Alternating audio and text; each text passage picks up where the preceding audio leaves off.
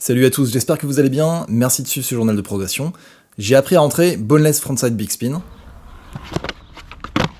Wow. À la fin de cette vidéo, je vous donnerai quelques conseils pour pouvoir le rentrer également.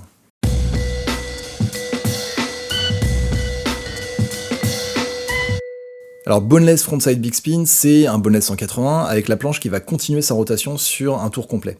Il y a un skater sur YouTube qui les rentre magnifiquement bien, sa chaîne s'appelle Skate Crabs, je vous invite à aller la voir si vous ne connaissez pas, c'est un skater je crois qui vient de Grèce. Il a un style très old school mais hyper créatif, un peu à mi-chemin entre le freestyle et la longboard, et il a une grosse détente qui rend tout ça très fluide, très aérien.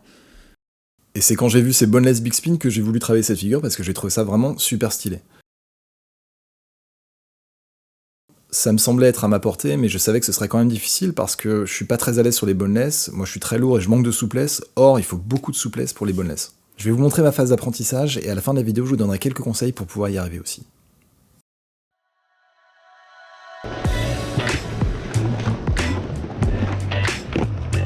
Hop hop hop, police des tricks. On va regarder tout ça. Bah il change de main. Bah oui, pourquoi il change de main? C'est réglementaire. Ah non, c'est pas réglementaire.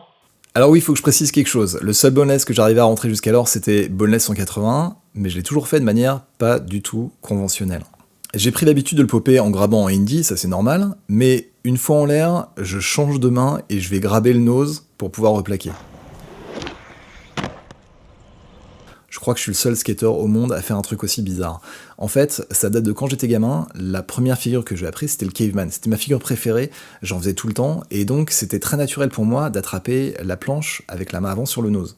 C'est une habitude que j'ai gardée un peu plus tard quand j'ai travaillé le boneless 180. Alors j'en conviens, ça donne un truc vraiment bizarre où on tricote un peu avec les bras, mais je me suis dit que je pouvais garder cette habitude-là pour travailler le boneless big spin. En fait, il suffisait juste d'envoyer une petite rotation supplémentaire avec la main avant.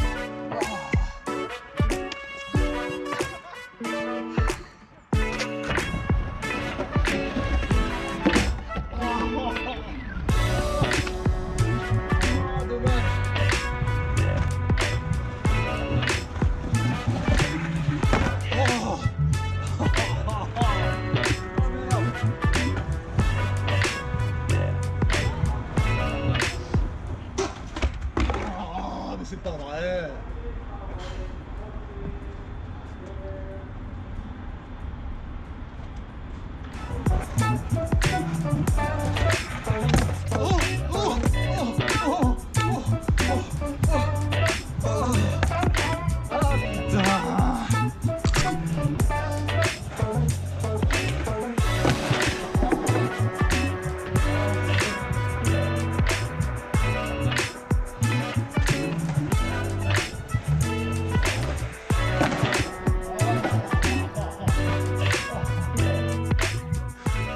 Alors là, ça faisait à peu près un mois que je traînais le boneless big spin et que j'arrivais toujours pas à le rentrer. J'avais eu 2-3 sessions où je l'avais rentré avec une zippette à la fin. Alors généralement, quand on rentre avec une zippette, on se dit qu'on n'est pas loin. Parce que c'est replaqué, il suffit juste de rééquilibrer un petit peu les appuis. Mais en fait, j'y arrivais pas, je voyais pas tellement de progression et ça bloquait. Alors je me suis dit que finalement la police des tricks avait peut-être raison. Ce truc où je change de main, c'est peut-être ça qui me bloque. Donc je me suis posé, j'ai pris un petit peu de recul et je me suis dit on va essayer de reprendre le boneless, reprendre la base et puis voir après si ça fonctionne mieux. Ah, je le sentais pas parce qu'il n'y a rien de plus difficile que de perdre une habitude qu'on a depuis 20 ou 30 ans.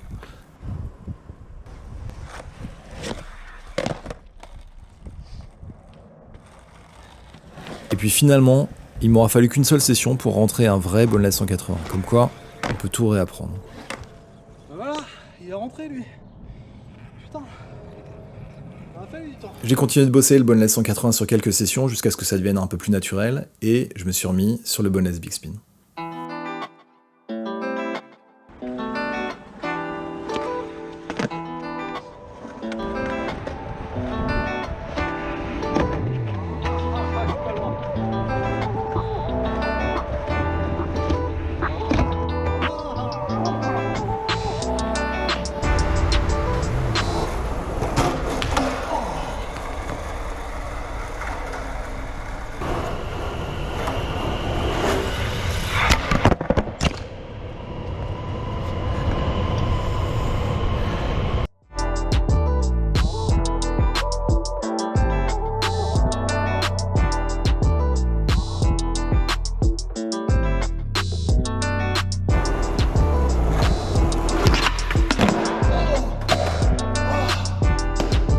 Là, j'ai senti que je commençais à être sur la bonne voie. Je progressais lentement, mais je progressais.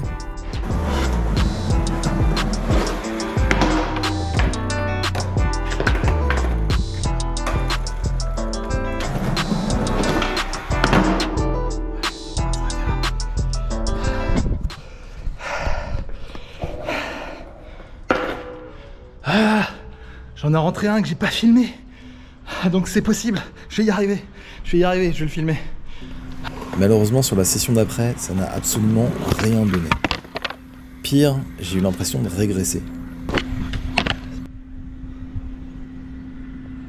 Alors j'ai fait quelque chose que j'avais encore jamais essayé depuis le début de mon apprentissage, c'était de rentrer le boneless big spin à l'arrêt.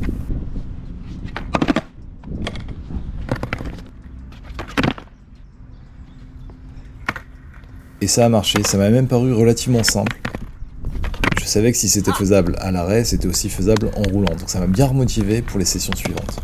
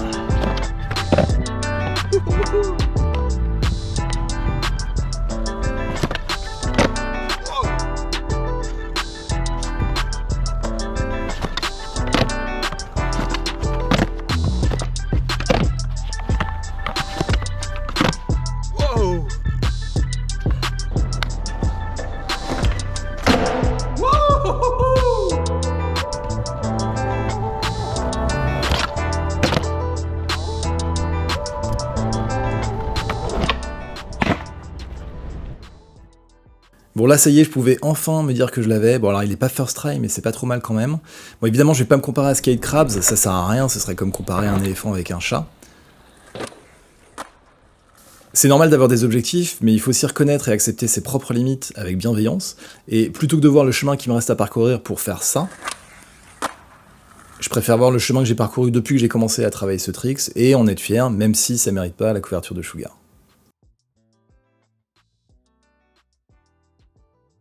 Et maintenant, je vais m'essayer un exercice que j'ai jamais encore fait sur cette chaîne, à savoir le tutoriel, parce que évidemment, pendant mon apprentissage, j'ai fait pas mal d'erreurs, et autant que ça serve à tous ceux qui ont envie d'essayer de rentrer le boneless big spin. En premier, on va parler des protections. Alors je sais, je suis un très mauvais exemple à ce niveau, mais je sais quand même reconnaître quand une figure est potentiellement dangereuse, là c'est pas vraiment le cas. Mettez quand même des protège-poignets si vous avez tendance à vous réceptionner une zipette sur les mains. Et je vous conseille aussi de mettre des gants, parce que à force d'attraper la board côté grip, vous risquez de vous abîmer le pouce.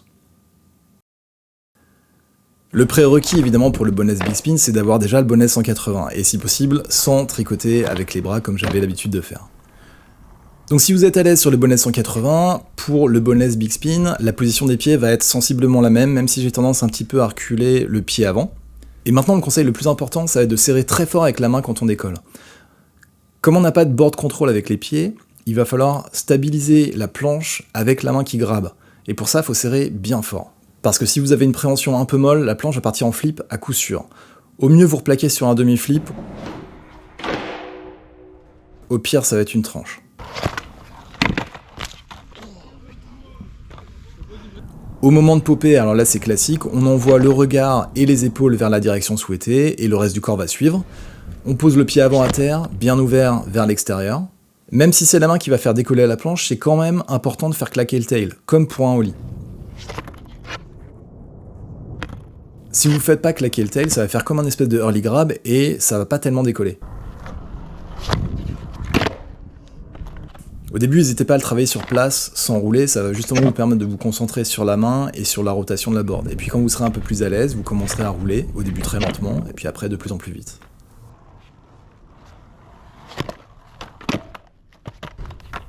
Pour bien assurer la replaque, là aussi c'est un classique avec ce type de tricks, il faut engager son corps vers la direction où on va, donc vers l'avant. Alors déjà ça a plus de style, et puis surtout avec l'énergie du mouvement, ça va vous permettre de continuer à rouler après la replaque. Parce que si vous sautez sur place à la replaque, ça risque de tanker.